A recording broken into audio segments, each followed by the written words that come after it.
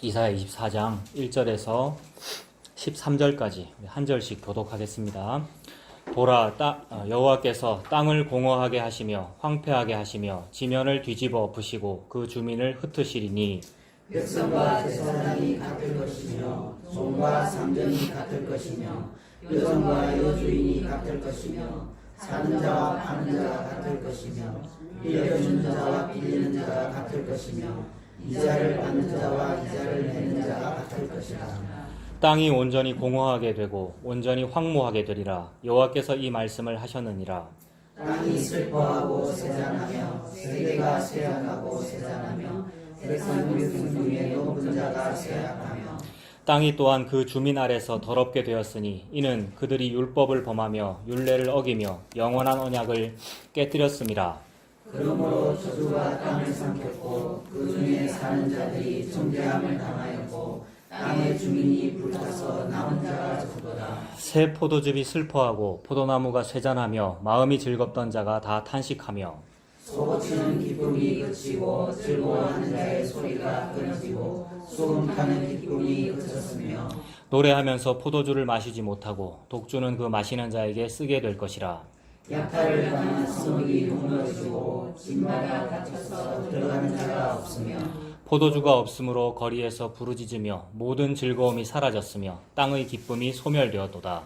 성읍이 황무하고 성문이 파괴되었느니라. 세계 민족 중에 이러한 일이 있으리니 곧 감람나무를 흔듦 같고 포도를 거둔 후에 그 남은 것을 주움 같을 것이니라. 아멘. 1절부터 13절까지 우리 보았습니다만은 방금 우리 다 읽었는데 여기에 좋은 말이 있습니까, 여러분? 네, 바로 없다고 그러시네요. 긍정적인 말, 무슨 적극적인 사고방식 아니면 잘 된다든지 그런 말이 없지요.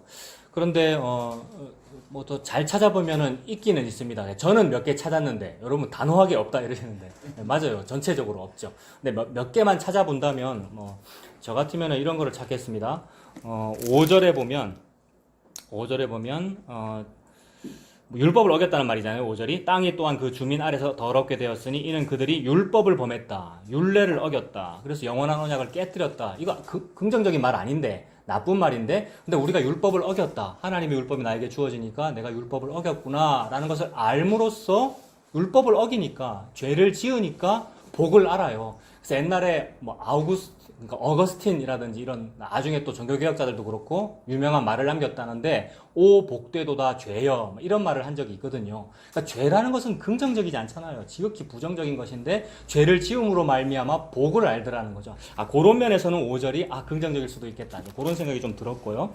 우리가 지금 이거 왜 하느냐면 한번 찾아보는 겁니다. 굳이 한번 찾아보는 겁니다. 전부 다 안 좋은 말인데 혹 좋은 말이 있나 한번 찾아보는 거예요. 6절에는 또 뭐가 있느냐 하면 6절 제일 끝에 남은 자가 적도다 이런 거 있습니까? 남은 자가 적도다 나쁜 말이죠. 근데 세상 사람들도 이런 말 가지고 긍정의 힘이라고 막 그러죠. 왜 그러냐 하면 물컵에 물이 3분의 1밖에 없네 이런 사람도 있고 3분의 1이나 있네. 이거 굉장히 유치한 접근이거든요, 여러분. 물컵 가지고 이렇게 하는 거. 세상에서는 그러잖아요. 근데 우리도 그런 거 좋아하잖아요. 그렇게 살아야 되지. 7번 넘어져도 8번 일어나는 것이고 그래서 어떤 삶의 원동력이 되고 힘이 되고 그렇게 됩니다. 그래서 이것도 긍정적으로 볼 수도 있겠다. 그리고 같은 뜻으로 이제 13절에도 제일 끝에 그 남은 것을 주음 같을 것이라. 이것도 남은 것이 매우 적다. 근데 있기는 있다라는 말이 되죠. 세상 사람들도 요 정도의 구절을 가지고 조금이라도 긍정적인 면을 찾아서 그걸 부각시켜가지고 좀 잘 살아보려고 힘을 내보려고 애를 씁니다만은 그 수준에 머무는 것이 아니라 진짜로 구약성경 특별히 선지서에서 남았다는 이런 얘기들은 우리한테 남은 자가 있다는 말씀을 하시는 거죠. 그건 무슨 말이냐면 우리는 남아서는 안 되는 존재인데 남을 수가 없는 존재인데 극히 적은 소수나마 하나님께서 남겨주신다라는 것이 은혜라는 거죠. 그래서 우리 이사야 처음 시작할 때 1장 9절에 보면 여호와께서 우리를 위하여 조금 남겨두지 아니하셨더라면 우리가 소돔 같고 고모라 같았었으리로다 이랬지 않습니까? 그러니까 우리가 원래 소돔 고모라고 우리가 원래 애굽이고 우리가 원래 바벨론이고 블레셋이고 죽어 마땅한데도 불구하고 어찌하여 그들과 똑같이 나쁘고 어떤 면에서는 그들보다 더 나쁜데도 불구하고 예수님의 십자가 은혜로 나를 살아남겨 주시는가? 이게 남은 자가 적도다. 매우 적은 무리여 너희는 적은 무리여 겁내지 말아라. 두려워 말아라. 적더라도 예수님의 십자가의 은혜로 남은 것, 그것이 은혜라는 거죠. 지극히 긍정적이고 이게 지극히 적극적인 사고방식이죠. 진짜 적극적인 사고방식은 이런 거라고요. 쫄딱 망했는데 나에게 예수님이 계시네요. 이게 적극적인 사고방식이죠. 그게 진짜 긍정의 힘이고요. 적극적 사고방식, 긍정의 힘, 이 단어를 자꾸 쓰는 이유는 여러분 다 아시죠? 적극적 사고방식이라는 말은 옛날에 70년대, 80년대 유행했던 미국의 어떤 책 제목이고, 그 다음에 2000년대, 1900년대 말 2000년대 들어와서 지금 유행하는 책 제목이 긍정의 힘이잖아요. 둘 다 미국 책입니다. 둘 다. 긍정의 힘. 둘 다 기독교 출판사에서 계속해서 이렇게 많이 팔았고요. 그것이 아니라 예수님의 십자가 은혜로 남아서 생명을 얻어서 예수님만 저와 여러분에게 남은 거. 그래서 그렇게 망해버린 그 상태, 그거를 보고 긍정이라 그러더라는 거죠. 그래서 우리 찾았습니다. 지금 한 두 군데, 세 군데에서 찾았는데, 그러나 1절부터 13절까지 전반적으로는 전부 다 부정적인 말이다. 왜냐하면 진멸시킨다, 죽인다, 황폐하게 만들어버리겠다 라는 말씀이잖아요. 좋은 말은 없고 다 죽이겠다는 말입니다. 죽여야 되는 이유는 뭐였습니까?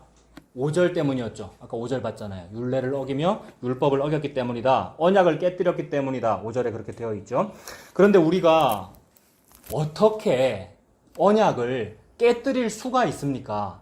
무슨 말이냐면 우리 같은 사람이 어떻게 언약을 깨뜨릴 수가 있느냐 이 말이죠. 그 말은 안 깨뜨렸어야 했는데 깨뜨렸다 이 말이 아니고 깨뜨릴 수 있는 능력이나 있냐 이 말입니다. 우리에게 언약을 지킬 능력도 없지만 언약을 깨려면 언약을 깰 만한 힘이라도 있어야 뭘 깰 텐데 그럴 능력도 없단 말입니다. 왜냐하면 흙먼지고 아무것도 아니니까요. 아무것도 아닌 상태에서 우리를 만드신 거잖아요. 흙먼지라서 언약을 깨뜨릴 능력조차도 우리에게는 없었다. 근데 우리가 깨뜨렸다라고 지금 말씀하시는 거죠. 그래서 이런 걸 한번 생각해 봐야 됩니다. 하나님께서 지금 말씀하신다. 하나님의 입의 말씀이니라 라고 하면서 1절부터 13절까지 쭉 하나님 말씀하셨는데 하나님이 무슨 말씀을 하시면 어떻게 되느냐 하면 빛이 있어라 이렇게 말씀하시면 어떻게 되죠? 빛이 있습니다. 근데 빛이 나는 빛 안 있을래 라고 거부한다고 안 있어지는 게 아니죠. 이게 말씀의 특징이잖아요. 하나님이 무언가 말씀을 하시면 말씀 그대로 된단 말입니다. 그러므로 하나님이 우리한테 율법을 지켜라, 순종해라 이러면 어떻게 됩니까? 근데 순종하셨습니까?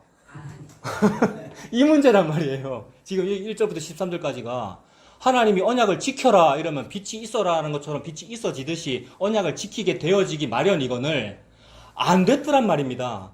그렇다면 하나님이나 세상 신이나 비슷해지게 되는 거예요. 세상 신은 무언가 명령을 하면 안 지켜요. 그래, 지키면 내가 복을 줄게 이러고요. 세상 신은 안 지키면 내가 벌을 줄게라고 하는데 안 지켜지죠. 여러분, 막 종교적으로 사람들이 뭐 열심히 합니다만은 다 가짜란 말이에요. 우리의 종교성이라는 것은 자기 복 받으려고 하는 것이니까. 근데 안 지켜지니까 벌을 주는 이런 신은 매우 수준이 낮은 신이란 말입니다. 그래서 안 지키기 때문에 벌을 준다라는 그런 신은 이미 신이 아니라는 뜻이에요. 왜냐하면 신이라는 것은 곧 능력을 의미하고 말씀을 의미하는데 말씀이라는 것은 허공에 메아리 치고 아무 일도 못하고 돌아가는 그런 일이 없어야 신의 말씀이거든요.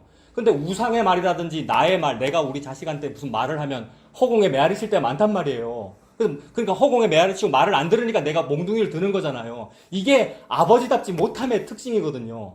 진짜 아버지고 진짜 권위이고 진짜 신이면 말씀하면 말씀이 됩니다.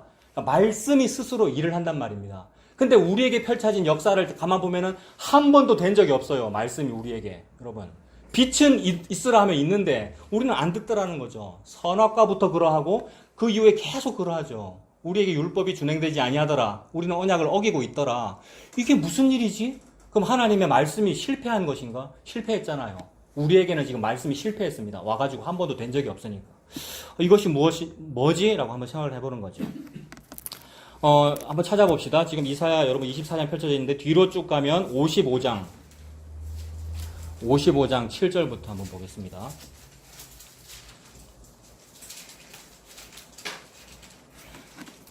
이사야 55장 7절에 보면 하나님 말씀하시죠. 악인은 그의 길을, 불의한 자는 그의 생각을 어떻게 하랍니까?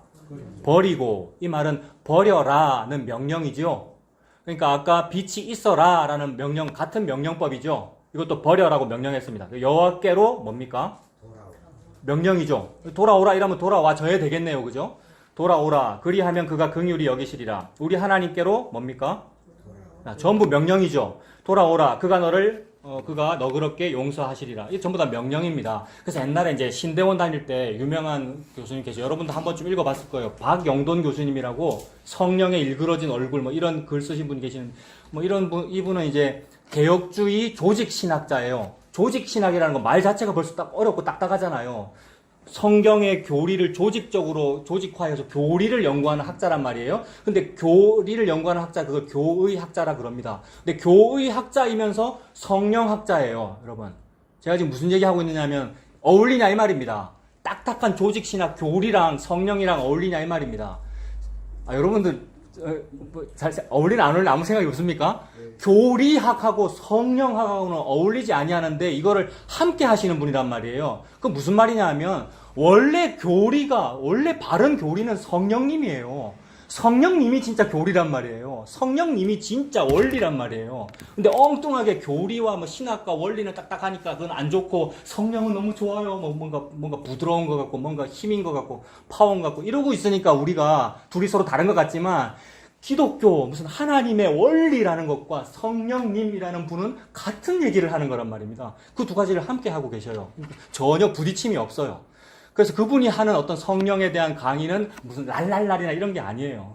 지극히 성령은 네 자신을 부끄럽게 하는 영이다. 성령은 수줍음의 영이다. 뭐 이런 말씀을 하신단 말이에요. 성령님이 수줍어 하신대요. 맞습니까? 성령님은 수줍어 하셔요. 자기를 한 번도 드러내신 적이 없어요. 성령님 봤습니까, 우리가? 근데 많은 사람들이 봤대요. 뭐 꿈꾸다 봤다 그러고 무슨 기적으로 봤다 그러고. 아니요. 성령님이 일을 하시면 예수님만 드러납니다. 자기를 숨기시고. 그래서 수줍어 하시는 영이라고 그렇게 표현하신 거예요. 그러니까 성령님이 하시는 일은 예수님을 드러내는 일을 하시는 거죠. 그러니까 예수님 뒤에 숨었다 이렇게 표현할 수 있는 거죠. 그러니까 성령님이 하시는 일이 예수님 드러내시는 거니까 그것이 교리잖아요. 모든 성경은 내게 대하여, 예수님에 대하여 증언하는 일이라고. 그게 교리잖아요. 같은 건데 그분이 말씀하시기를 이제 교의학적으로 표현하기를 성경책에 문법이 많이 있는데 방금도 명령법이라는 문법이 나왔잖아요. 명령법 뭐 나왔어요? 버려라, 돌아와라 이 세 개 나왔잖아요. 그럼 명령법이 서술법으로 바뀌어 읽히는 때가 많다 이렇게 표현했어요. 그래서 수업 시간에는 여러분 공부도 열심히 안 했지만 수업 시간에 늘 졸리고 교수가 그런 얘기하면 뭔 말인지 모르겠고 지금 여러분도 지금 딱딱하잖아요. 명령법이 서술법으로 바뀐다 이런 말을 들으면 졸린단 말입니다. 그 이제 영어로 막 얘기했단 말입니다. 그분이 명령법이 임페러티브고 서술법은 인디커티브인데 임페러티브가 인디커티브로 바뀌는 게 은혜다 막 이런 말을 했는데 우리가 졸고 앉아 있었거든요. 근데 요새 조금 이해가 된다고요. 무슨 말이냐면 명령법 임페러티브 명령법이 서술법으로 바뀐다. 빛이 있어라가 빛이 있는다로 바뀐다 이 말이라고요. 여러분. 우리 인간의 말은 있어라, 해라, 뭐 해라 해도 안 되는 게 맞지만 하나님은 이렇게 해라 라고 말씀하시면 이렇게 된다 이 말이라고요. 그러니까 문법적으로 그렇게 표현하신 거라고요. 그러니까 여러분 보고 말면 이 말이 이해가 되잖아요.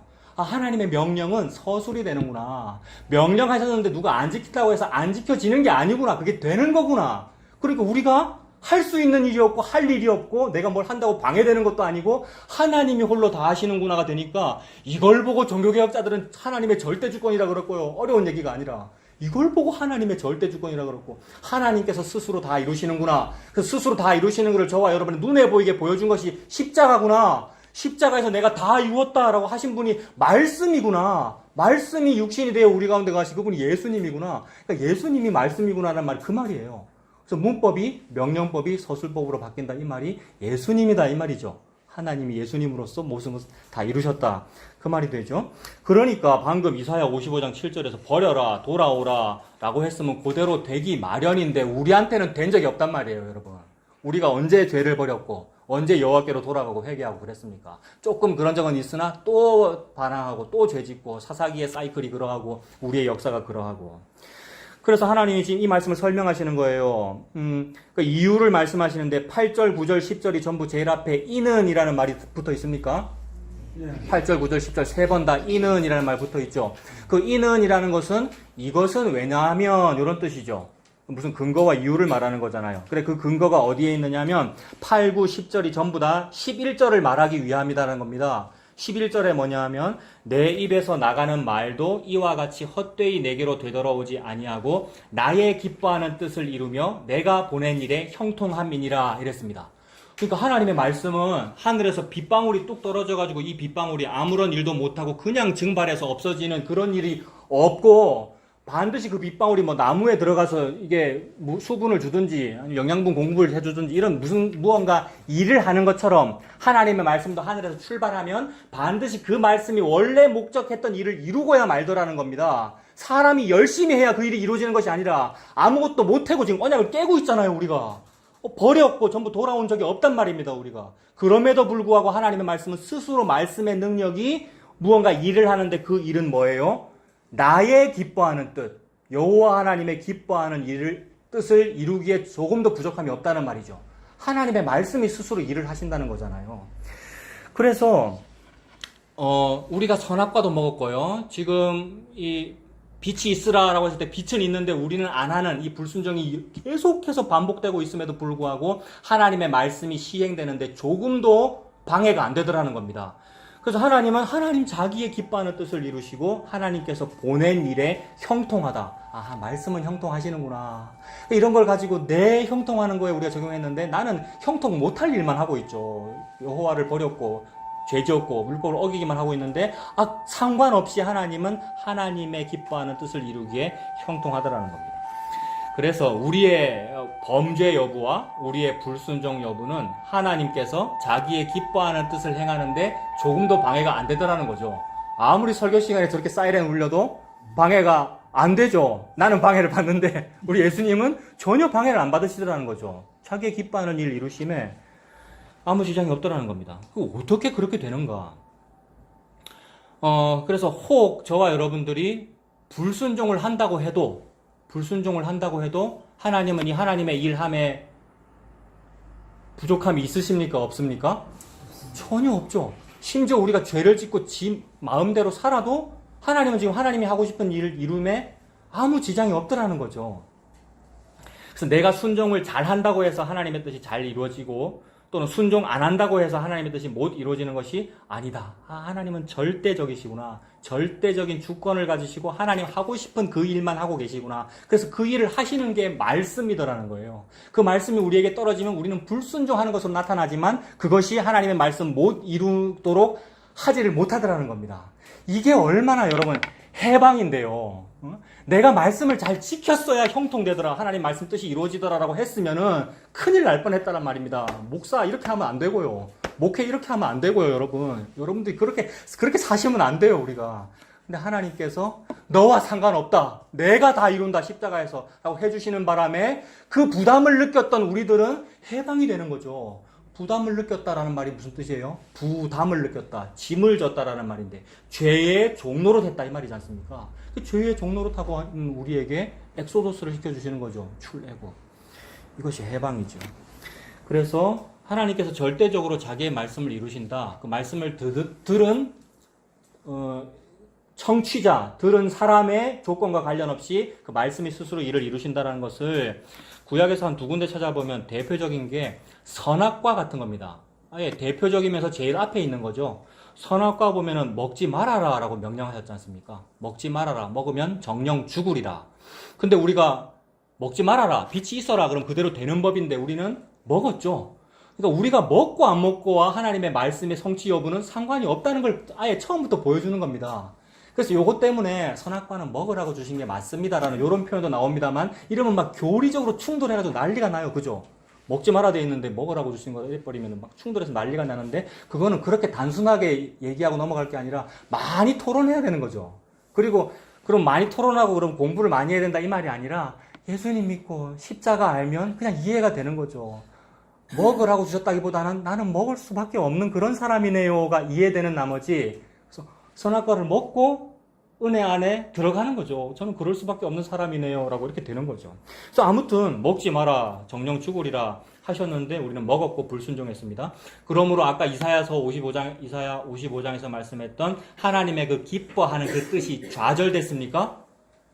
일단은 좌절된 것처럼 보여요. 하나님 분노하셨고 뱀한테도 처벌하셨고 여자한테도 뭐라고 하셨고 그래서 뭔가 좌절되는 듯한 이미지가 보이나 어떻게 되느냐 하면 너 정령 죽으리라라고 하는 그 말씀. 그래서 이제 죽게 됐죠. 우리 인간이 죽게 되었고 그 죽음이라는 것은 또 신학적으로 하나님과의 관계의 단절을 의미한다고 그렇게 설명을 하잖아요. 그래서 우리가 죽은 존재가 된 건 맞잖아요. 그런데 정령 죽으리라라고 하는 그 말씀은 언제 시행이 되느냐 하면 우리가 선악과 먹고 나서 무화과 나무 이파리로 막 우리 가리고 있는데 하나님께서는 가죽옷을 지어 입히시니라 라고 말씀하시니까 가죽옷 지어 입히시니라고 어느 동물을 하나 죽인단 말이죠. 그래서 그 동물이 정령 죽으리라라는 사형 집행이 그 동물에게 이루어져 버리는 거죠.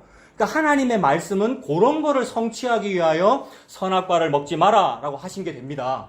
그래서 말씀을 하면, 즉 하늘에서 비가 떨어지듯이 말씀이 떨어지면 그 말씀에 보낸 그 일, 하나님의 기뻐하는 일을 형통하다, 다 이룬다라는 것이 언제 다 이루어지느냐 하면 그 동물이 죽을 때, 가죽이 벗겨질 때, 그때 이루어지는 거죠. 그러면 수학적으로 이렇게 대입해도 하나님의 기뻐하는 뜻은 무언가? 그 동물이 죽어 가죽옷이 마련되는 것. 아, 그것이 하나님의 기뻐하는 뜻이었군요. 선악과에서. 그것이 하나님의 보낸 일에 형통한 것이군요. 그러므로 형통이라는 것은 사람들이 선악과를 안 먹어서 복 받는 게 형통이 아니라 하나님이 하고 싶은 그 일, 가죽옷 지어 입히는 그 일이 된 것, 이것을 보고 형통이라 그런다. 그럼 그걸 사람한테 적용하면 가죽옷 입고 있는 것을 보고 형통이라 그런다. 가죽옷은 예수 그리스도 십자가에서 다 이루신 그 옷 입고 있는 것을 보고 복받았다, 형통했다 이런다는 거죠. 돈, 은금과 상관이 없이 그 옷 한 벌 입고 있는 것, 그게 신부의 그 혼인 예복이잖아요. 남편이 준 옷이고요. 가죽옷이고 예수님이죠. 아, 나의 보낸 일의 형통함이니라. 이사야 55장에서 예수님을 말씀하시는 거구나. 이렇게 되죠. 그리고 아까 두 가지 본다 그랬는데 하나는 아브라함 언약입니다. 아브라함 언약이 뭐냐 하면 하나님께서 아브라함 보고 12장, 11장 끝에 12장 창세기에서 부르시고 이제 15장 즈음에 가서 횃불 언약을 맺으시는데 3년 된 암소, 암염소 이런 거 3년 된 어떤 동물들과 산비둘기, 집비둘기를 가지고 반으로 이렇게 쫙 갈라놓아라. 이거 아까 우리가 생각했던 부정적인 이미지입니다. 동물을 반으로 가른다, 죽인다, 진멸한다 이런 거잖아요. 아까 우리가 이사야 24장 1절부터 13절까지가 전부 죽인다는 얘기뿐이더라 라는 거에서 지금 이 얘기를 시작한 거거든요. 부정적인 얘기밖에 없더라. 재물을 반으로 자른다. 부정적이다. 그렇게 쪼개어 죽여놓고는 이게 뭐 하는 겁니까? 재물을 반으로 쪼개어 죽여놓고 어떤 두 사람이 무언가 하는 행위, 이거 뭐냐면 그 당시 고대 근동 문화에서 계약서를 쓰는 문화였다. 오늘날에는 종이에다가 임대차 계약서를 쓰지만 옛날에는 무슨 계약서 쓸 때 두 사람이서 재물을 갖다 놓고 반으로 쫙 갈라놓은 다음에 서로 약속 딱 하고 이 약속 깨면 깬 사람이 이렇게 죽는다 이렇게 약속했다는 거죠. 하나님께서 지금 아브라함과 언약을 맺고 계시는 건데 아브라함은 그 언약에 참여를 못합니다. 왜냐하면 이게 뭐 하는 거지 막 이해가 안 되고 게다가 잠이 임했고 두려움이 임했다 그러거든요. 창세기 15장에. 그게 우리의 상태예요. 하나님께서 우리에게 뭘 할 때 우리는 잘 몰라요. 왜냐하면 흙먼지거든요. 흙먼지, 땅, 흙이란 말입니다. 그런 존재에게 하나님께서 무언가를 하실 때 우리는 잘 모른다는 거죠. 잘 모르기 때문에 말씀을 주시면 내가 저걸 해야 되는가 보다라고 하는데 못 해내죠. 못 해내는 게 잠이 오는 것이고 두려움이 임한 거죠. 아브라함은 졸고 있었습니다. 잠이 임했고 두려움이 임해서 너무 무서웠고 그 상태가. 근데 그 두려움이 임했을 때에 타는 횃불이 쪼갠 고기 사이로 지나가더라. 그죠? 그 말은 아브라함은 그 언약을 지나가지 않았고 아브라함은 언약에 참여하지 않았고 하나님만 홀로 약속하셨다. 이런 뜻이 되죠. 그 말은 벌써 아브라함이 그 언약을 지키고 안 지키고의 여부와 관련 없이 하나님께서 그 언약을 다 성취하겠다는 뜻이 되잖아요. 계약서 쓰는 장면이 자체가 그렇다는 겁니다. 여기에서 그 창세기 15장 17절과 18절에 보면 이런 구절이 있는데 타는 횃불이 쪼갠 고기 사이로 지나가더라. 그날에 여호와께서 아브라함과 더불어 언약을 세워라는 이런 표현이 있는데 언약을 세워라는 요 말을 히브리어로 보니까 카라트 베리트라는 거 되어 있어요. 카라트 베리트라는 말이 언약하다라는 뜻이래요. 요거는 조금 관심 있으면 몇 번 들어봤을 겁니다. 베리트가 언약이고 카라트가 만들다 이런 뜻인데 만든다, 세운다, 약속을 만든다 이 말인데 근데 만든다라는 그 표현이 언약 세운다라는 표현이 죽인다라는 뜻으로 되어 있더라는 거예요. 막 원어를 보면 막 복잡한데 원어 설명을 그렇게 하더라는 겁니다. 약속한다라는 말이 죽인다라는 뜻으로 되어 있더라. 쪼갠다, 진멸한다라는 뜻으로 되어 있더라. 그래서 무언가 약속을 한다? 좋은 일인데, 좋은 일이고 긍정적인 건데, 복을 준다는 얘기니까 약속해가지고. 근데 그것이 부정적인 무언가로 표현되더라는 거예요. 그래서 아까 1절부터 13절까지 전부 부정적이지요 라는 말씀을 드린 겁니다. 죽인다, 쪼갠다, 진멸한다, 땅을 황폐하게 해버리겠다. 이것이 언약 세울 때에 쪼갠다, 동물을 쪼개어 죽인다라는 그 이미지하고 같다라는 겁니다. 물론 히브리어로는 카라트 베리트니까 그러면 구약에 나오는 모든 카라트 베리트 다 찾아보면 되겠죠. 그렇게 일치하지는 않아요. 제가 그런 거 할 때마다 늘 실패를 했어요. 카라트 베리트, 그러니까 죽인다는 의미는 다 그런 거겠지 싶어서 찾으면 다 그렇지는 않거든요. 근데 저는 좀 신기해요. 언어 가지고 막 분석하시는 분들이 어느 정도는 신뢰하지만 어느 정도 불신하는 것이 너무 자의적으로 좀 하는 것 같아요. 제가 그런 말을 자격은 없어 잘 모르니까 원어는 잘 모릅니다만 항상 그렇지는 않더라는 얘기를 제가 지금 하는 겁니다. 죽인다는 단어가 전부 다 카라트 베리트는 아니에요. 죽인다, 살해한다, 없애버린다 여러 가지 단어가 있을 거 아닙니까? 우리나라 말로도. 근데 아무튼 저는 이미지만 봅니다. 무슨 이미지냐면 부정적인 거. 죽인다는 이것이 하나님 언약하는 거하고 뭔가 관련이 있더라. 그래서 오늘 본문도 전부 죽인다는 얘기밖에 없었다. 이것이 그러면 부정적인 것인가? 하나님 언약하고 관련이 있을 거다. 이 말을 제가 지금 하는 겁니다. 그래서 아브라함 언약에서 죽인다 그랬어요. 그것이 언약 맺은 거예요. 그 말은 아브라함 네가 이 언약 어기면은 쪼개어 죽인다라는 말인데 아브라함은 언약을 항상 어깁니다. 맞죠? 아브라함 언약 항상 어겨요. 늘 믿음이 없고요. 그래서 마누라 부인을 팔아 넘기고요. 자기 살려고 그러는 거잖아요. 그 이후에도 아브라함의 후손의 죄는 여전하고 우리 인류의 죄는 여전하고요. 그게 이스라엘 역사이기도 하고요. 그러니까 우리는 언약을 항상 어긴다. 그러므로 하나님의 그 언약하신 것이 이루어지지 않았는가? 좌절되었는가? 그것이 아니라 언제 이루어지느냐 하면 쪼개어 죽인다라는 것이 언약을 맺은 것이므로 죽이는 게 언약을 이루는 건데 그 죽이는 일이 아브라함에게 벌어져야 되는데 그렇지 않더라는 거죠. 어디서 벌어지느냐면 모리아산 정상에서 아브라함이 죽을 위기잖아요. 내 장자 이삭이 죽는다는 말은 내가 죽을 위기라는 뜻이지 않습니까? 근데 이삭이 죽지 아니하고 수풀에 걸린 수양이 죽더라라는 곳에서 쪼개어지는 거죠. 수양이. 3년 된 수양과 암염소와 제물 준비하라고 했는데 진짜로 모리아산에서 한 제물이 눈앞에 나타나고 그때는 율법 시대가 아닙니다만 나중에 율법이 주어졌습니다만은 그 율법의 먼 조상이라고 불리는 아브라함에게 율법이 이루어지는 것처럼 되어야 되는데 그날 아브라함은 수풀에 걸린 수양을 보고 덥석 잡아서 죽여버렸어요. 그러면 됩니까? 무슨 말이냐면 나중에 생기는 율법서에 길 잃은 양을 보고는 어떻게 하라 되어 있습니까? 길 잃어버린 양을 보면 주인 찾아주라고 되어 있어요. 근데 아브라함은 거기서도 율법을 어기잖아요. 모리아산에서도. 물론 율법은 없었습니다. 그 시대는 아비람 시대니까. 그러나 하나님이 지금 뭘 보여주는 거예요? 그렇게 해라는 거잖아요. 길 잃은 양을 보면 주인 찾아주라 되어 있으나 니는 그러지 않아. 오히려 주인 안 찾아주고 그 재물을 너를 위해서 써. 그게 나의 보낸 일에 형통하는 거야. 내 기뻐하는 일을 이루는 거야. 하나님 그러셨잖아요. 내 기뻐하는 일을 이루고 형통하리라. 그러므로 그날 아브라함이 죽고 이삭이 죽는 것이 아니라 수풀에 나무에 걸린 남자 양이 죽더라는 것이 하나님의 형통이다. 이게 하나님의 기뻐하는 뜻이었다.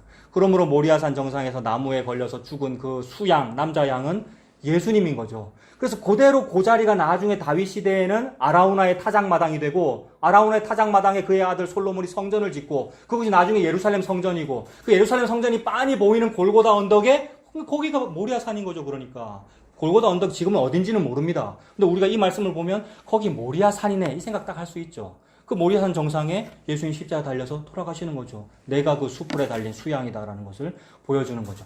그러므로 다 정리하면 뭡니까? 모리아산 정상에 나무에 달려 죽은 예수 그리스도가 하나님의 뜻의 성취다 이 말입니다. 예수님의 기뻐하시는 하나님의 기뻐하시는 일이 다 이루어진 거다. 이게 선악과 먹지 말아라라는 말씀의 성취이고 이게 아브라함과 헷불 언약의 성취이고 그러므로 하나님의 말씀은 하늘에서 떨어져서 아무 일도 못하고 그냥 돌아가는 일이었고 반드시 그 기뻐하는 일을 이루신다. 아, 예수님 십자가에서 하나님 말씀이 다 이루어졌구나. 우리는 그 은혜 때문에 사는 것이구나. 내가 뭘 지켜내가지고 사는 것이 아니라 예수님께서 다 이루신 그 은혜 때문에 사는 것이구나. 이렇게 됩니다. 그러므로 아까 선악과에서도 가죽옷이 하나님의 뜻이다라고 되니까 가죽옷이 예수 그리스도이고요. 아브라함 언약에서도 예수님의 십자가가 하나님의 뜻이다. 그러므로 선악과를 먹거나 아브라함 언약 율법을 못 지키는 그 사람의 못 지킴과 관련이 없이 하나님의 뜻은 예수님 안에서 그대로 다 이루어지더라는 말입니다. 그래서 제가 방금 뭐 카라트 베리트라는 히브리어 말씀드렸는데 똑같이 그 히브리어를 다 쓰지는 않지만 의미는 서로 다르지만 죽인다는 어떤 그런 말들을 구약에서 제가 한번 찾아서 읽어볼게요. 이거는 여러분 찾지는 말고 그냥 제가 읽어볼게요. 미가서 5장에 보면 이런 말이 있는데 여호와께서 이르시되 그 날에 이르러는 이럽니다. 선지서들에 보면 뭐 그 날에 이런 표현 많이 나오죠. 무슨 말을 하고 싶어서 그러는 걸까요, 여러분? 우리 복음을 나누는 여러분들이요. 구약 성경에 그 날에 이러면 그 무슨 말을 하고 싶어서 그러는 걸까요? 그 주입식으로 대답하지 말고 그 날에 이러면 무슨 날이 있구나. 그래서 좋은 날이 있을 거야. 지금은 내가 힘들지만 성공하는 어떤 날이 있을 거야라는 그런 날을 생각했단 말입니다. 그런 날을 생각하니까 예수님 다시 오시는 날 생각하면서도 늘 내 위주로 생각하니라고 날짜를 계산하고 이랬는데 하나님이 진짜로 관심 있는 그 날은 그래서 구약 백성들은 이스라엘 백성들은 진짜로 성경에 그 날이라 돼 있었고 실제로 그들이 읽었잖아요. 무슨 생각하면서 그 날을 읽었겠습니까? 지금은 우리가 애굽 때문에 힘들고 지금은 우리가 아수르 바벨론 때문에 힘들지만 언제는 괜찮을 거야. 이거 생각했을 거 아닙니까? 또는 그들이 왕 세워달라고 해놓고는 왕이 독재하니까 또 울고불고 하면서 지금은 힘들지만 다른 왕을 주실 거야. 이랬을 거 아닙니까? 그걸 보고 그 날이라고 그랬을 건데 그것도 맞죠. 그림자로서 하나님께서 그 날을 그렇게 보여주신 건데 진짜 그 날은 예수 그리스도의 그 날을 말씀하는 거란 거죠. 예수님의 성육신과 예수님의 십자가와 예수님의 부활 이 모든 것이 그 날인 거죠. 더 압축해서 말하면 예수님의 십자가가 그 날, 그게 여호와의 큰 날이고 선지서에서 그 날에 이르러는 이라면 그 예수님을 말하는 거죠. 그 날에 이르러는 내가 네 군마를 네 가운데서 멸절하며 네 병거를 부수겠다 이럽니다. 좀 더 보겠습니다. 네 땅의 성읍들을 멸하며 네 견고한 모든 성을 무너뜨릴 것이며 부정적이죠. 그 날이 되면은 나를 좀 잘해 주실 거야. 이걸 기대하고 그 날을 봤는데 그 날이 되면 내 병거를 부수고 내 군마를 부수고 내 성읍을 무너뜨릴 거다 이렇게 말씀하시잖아요. 부정적이잖아요. 내가 또 복술을 네 손에서 끊으리니 너에게 다시는 점쟁이가 없게 될 것이다. 복술이 뭡니까? 무당 점치고 이런 거죠. 우리가 복채를 내고 좋은 점괘를 받는 거잖아요. 그래서 헌금도 그런 뜻으로 하잖아요. 돈을 내고 무언가 좋은 일이 생기를 바라는 거. 이게 복술이란 말입니다. 근데 복술을 끝내버리겠다. 하나님께서. 우리를 무당으로 보시는 거죠. 너에게 다시는 점쟁이가 없게 될 것이다. 네가 새긴 우상과 주상을 너희 가운데서 멸절하리니 네가 네 손으로 만든 것을 다시는 섬기지 아니하리라. 내가 또 너에게 아세라 목상을 너희 가운데서 빼버리고 네 성읍들을 멸할 것이며 내가 또 진노와 분노로 순종하지 아니한 나라에 갚으리라 하셨습니다. 그러니까 우리가 너 아세라 목상 세우지 말아라, 바알을 섬기지 말아라 말씀했는데 한 번도 들은 적이 없습니다. 늘 우리가 우상 숭배를 했죠. 근데 내가 그렇게 우상 숭배를 하는데도 불구하고 하나님은 우상 숭배하지 마라는 그 말씀을 어떤 방법으로 이루어내실 거라는 거죠. 그 말씀이 이루어지는 날이 그 날이라는 얘기죠. 이사야 13장도 이렇습니다. 여호와의 날, 곧 그 날이죠. 여호와의 날 곧 잔혹히 분냄과 맹렬히 노하는 날이 임하여 땅을 황무케 하며 그 중에 죄인을 멸하리라 이랬습니다. 그리고 에스겔 7장도 이래요. 때가 이르렀고 날이 가까웠다. 전부 때고 무슨 날이고요. 날이 가까웠으니 사는 자도 기뻐하지 말고 파는 자도 근심하지 말 것은 진노가 그 모든 무리에게 임하리라. 사는 자도 기뻐하지 말고 파는 자도, 그러니까 사는 자나 파는 자나 똑같다. 이 표현이 오늘 본문에도 여러 번 있었습니다. 아까 24장 어디 있죠? 2절에도 있죠. 2절에 백성과 제사장이 같을 것이며 종과 상전이 같을 것이며 여종과 여주인이 같을 것이며 사는 자와 파는 자가 같을 것이며 빌려주는 자와 빌리는 자가 같을 것이며 이자를 받는 자와 이자를 내는 자가 같을 것이다. 그러니까 살아있는 자와 죽은 자가 일반이며, 그죠? 그 다음에 말씀 잘 지킨 자와 못 지킨 자가 일반이고요. 아무 차이가 없다는 거죠. 그 날에는. 그래서 하나님은 지금 그 날을 이루고 싶은 거지 너희들이 내가 시키는 대로 이거 잘해를 원하는 것이 아니라는 거죠. 이거 잘하라고 말씀하신 거 맞아요. 무언가를 잘하라고 말씀하신 거 맞다고요. 근데 그것이 안 이루어짐을 통하여 하나님은 그 말씀 다 이루시는 것을 지금 보여주는 거죠. 그래서 이걸 떠오르게 또 만드십니다. 사는 자와 파는 자가 똑같은 어떤 그 날이 있는데 그 날에 내가 이걸 다 이룰 거야. 그런 말씀을 하시는 거죠. 요엘서에도 이런 말이 있습니다. 1장 12절에 포도나무가 시들었고 무화과 나무가 말랐으며 석류나무와 대추나무와 사과나무와 및 밭의 모든 나무가 다 시들었으니 이러므로 인간의 희락이 말랐도다. 오늘 본문에 거둘 것이 심히 적다. 감람나무를 탈탈탈 털어버려가지고 끝에만 조금 달렸다. 이런 표현들이었단 말입니다. 포도나무 열매가 별로 없다. 마찬가지 표현이죠. 아모스 8장 10절에도 너희 절기를 애통으로 너희 모든 노래를 애곡으로 변하며 모든 사람으로 굵은 배로 허리를 동이게 하며 모든 머리를 대머리 되게 하며 독자의 죽음을 인하여 애통하듯 하게 하며 그 결국으로 곤고한 날과 같게 하리라. 성경은 이러한 부정적인 표현으로 가득하더라는 겁니다. 그래서 이런 부정적인 표현 전부 다 그런데 그거를 꾹 짜면은 어떻게 되는 겁니까? 이런 모든 표현을 꾹 짜면은 피가 뚝뚝뚝 떨어지겠죠. 그래서 요새는 성경책이 그런 게 없는데 옛날 성경책은 여기가 무슨 색깔이었다 그랬습니까? 요새는 금색으로 바꿔놨잖아요. 금과 은으로 바꿔놨잖아요. 성경책을 되게 막 귀하게 여기는 듯 우리가 되게 귀하게 여기는 듯 겉에도 가죽을 해놨지 않습니까?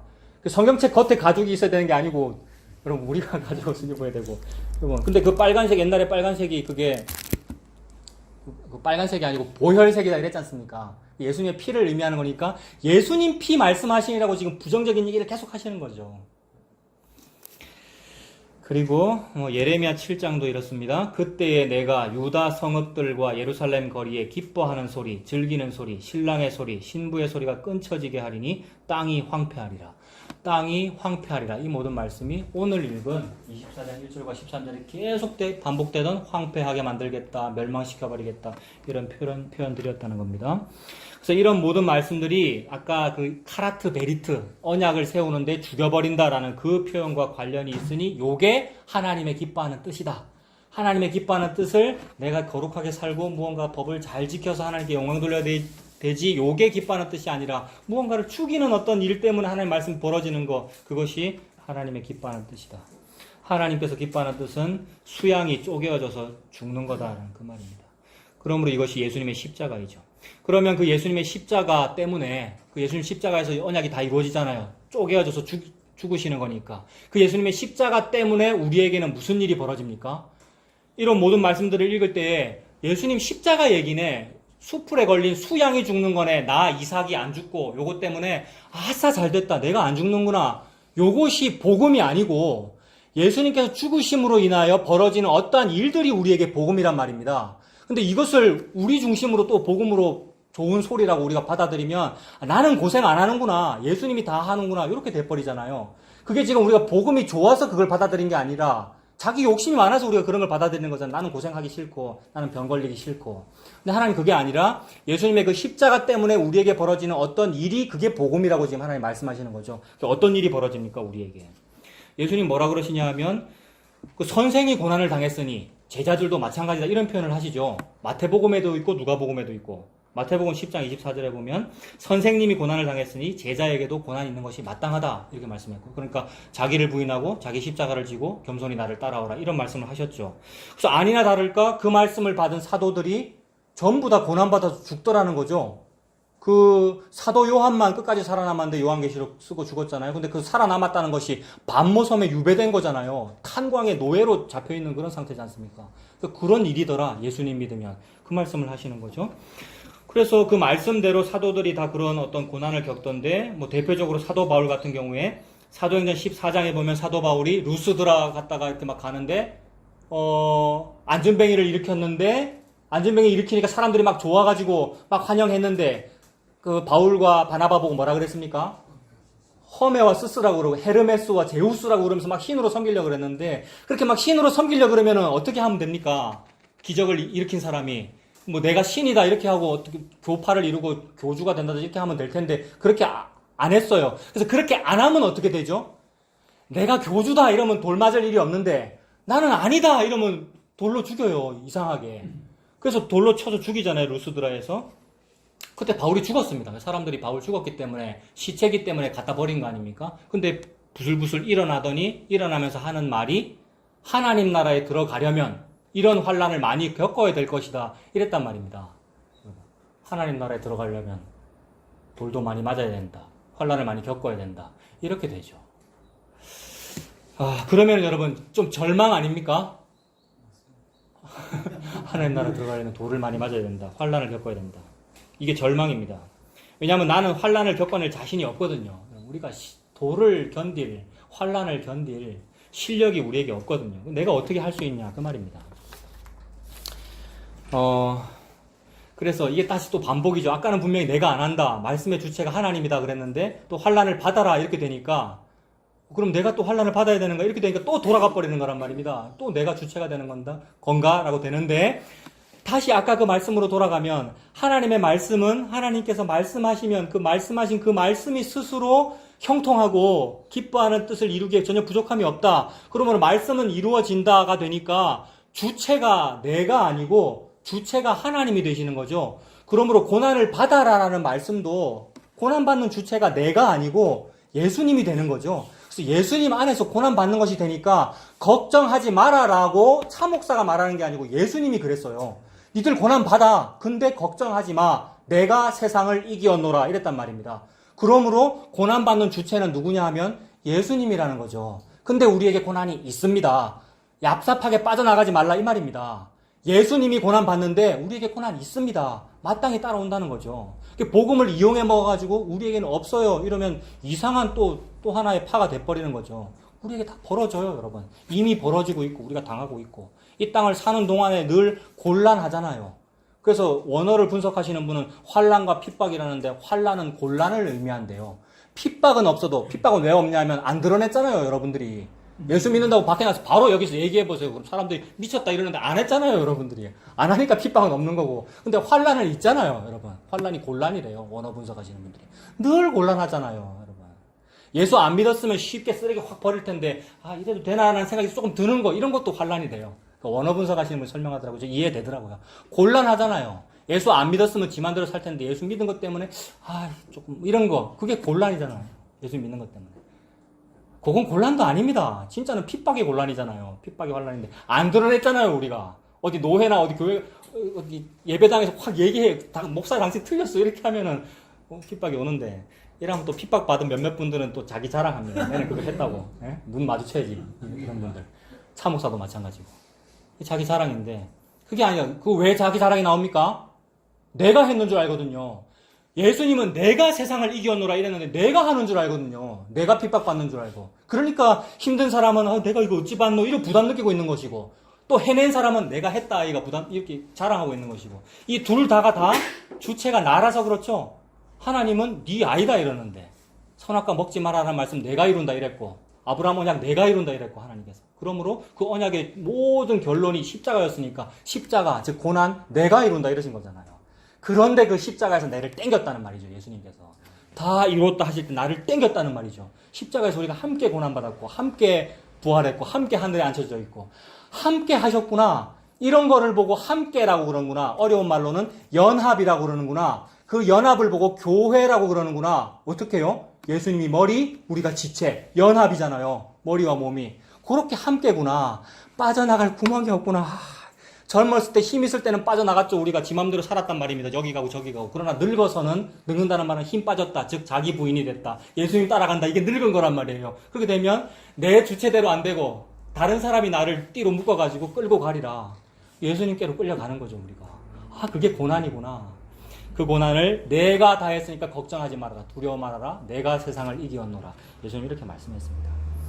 그래서 요게 아까 그 교수님들이 말했던 어려운 말들이 다 이 뜻이에요. 명령이 서술로 바뀐다. 이렇게 해라. 고난을 받아라. 환란이 있다. 명령했는데 환란이 있네요. 환란 받아라가 환란이 있네요로 바뀌는 거죠. 명령이 서술로 바뀌더라. 그래서 이거 찾아봅시다. 신약 로마서 8장 35절. 신약 250페이지. 그래서 명령으로만 존재하면 우리가 힘들잖아요. 명령을 지켜내야 되니까. 근데 그거 서술이 돼버리면 어떻게 되느냐 하면 명령을 넉넉히 지킵니다. 넉넉히 이긴다. 넉넉히 해낸다. 이렇게 되는 거죠. 고난이 우리에게 넉넉합니다. 그래서 그 넉넉하다는 표현을 찾아봅니다. 로마서 8장 35절부터 보면 누가 우리를 그리스도의 사랑에서 끊으리요? 환난이나 곤고나 박해나 기근이나 적신이나 위험이나 칼이랴. 이거잖아요. 환난, 곤고, 박해, 적신, 위험, 칼. 이 고난을 겪어라. 복음과 함께 고난을 받아라. 이랬는데 그래서 그것이 우리에게 있는데 36절에 기록된 바 우리가 종일 주를 위하여 죽임을 당하게 되며 도살당할 양같이 여김을 받았나이다 함과 같으니라. 그러나 이 모든 일에 우리를 사랑하시는 이로 말미암아 우리가 넉넉히 이기느니라. 고난을 받아라라는 명령이 넉넉히 이기는 서술로 바뀌게 되더라는 겁니다. 예수님 안에서 그렇게 되었으면 좋겠습니다.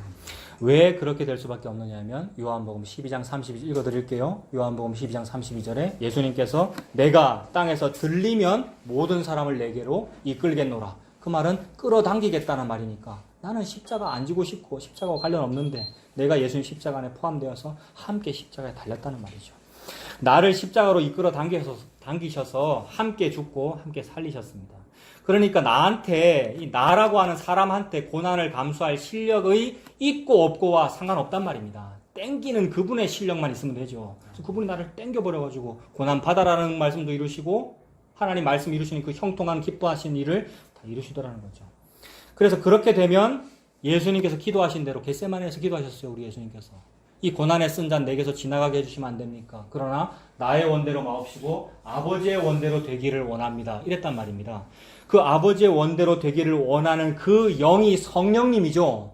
여러분, 내 생각은 고난 안 받고 싶은 게 내 생각인데 성령님은 예수님 기도대로 아버지의 원대로 되기를 원하나이다. 이게 영이란 말이에요. 그 영이 나에게 임하는 거죠. 예수님께서 십자가 달려서서 모든 사람 땡기고 예수님 죽으셔서 그 영을 부어주면 아버지의 뜻대로 되기를 바랍니다의 영이 우리한테 임하는 거죠. 그렇게 되면 내게 고난이 있어도 넉넉히 이기는 영이 계실 때에 그런 일이 벌어질 거니까 요거는 그냥 한번 생각을 해봐도 이건 말로 이거를 막 이렇게 말로 이거를 이해시키려고 그럴 필요가 없는 것인데 한번 생각을 해봐도 고난이 혹 있더라도 넉넉히 이기는 요 영이 내한테 있을 때 고난이 있을 거기 때문에 안 힘들 거다 이 말입니다. 조금 힘주려고 지금 이런 말 하는 거예요. 말로 이렇게 하는 것도 아닌데 그게 지금 당신들이 당하는 어려움도 아닙니다 이 말입니다. 고난, 이 영이 있을 때 당하는 고난이 그게 진짜 고난이니까 지금 힘든 거는 열심히 싸우시고 열심히 힘내시고 열심히 사시고 그 말입니다. 돈 더 열심히 버시면 되고 그렇지 않아요 여러분? 혹 여기 직장이 없어서 힘든 분 아무도 없잖아요. 날 빼고 여러분 다 먹고 사시잖아요. 아닌가? 다 거기 먹고 삽니다. 그러니까 먹고 살면 되잖아요. 그거 힘든 거 아니잖아요. 병원도 있고 힘들어요. 예. 맞습니다. 예수님 안에서. 목사님이 지구가 아닙니까? 아, 맞습니다. 권사님. 그런 뜻입니다. 제 이전 설교를 쭉 다 들으면, 예, 좀 그런 말을 제가 한 적이 있어서 이 말 하는 겁니다. 예, 직원 맞습니다. 예. 그래서, 그 영께서 하실 거구나. 성령님께서. 아버지의 뜻대로 되기를 바랍니다라는 그것이 우리에게 이루어질 거구나. 그 말입니다. 그래서, 나에게서, 저와 여러분들에게서 아버지의 뜻만이 이루어집니다. 빛이 있어라 라고 하시면 빛이 나 안 있을래요 라고 할 수 없듯이 그 뜻만 이루어질 거예요. 또 그 부분 찾아보겠습니다. 고린도 후서 4장 289페이지 고린도 후서 4장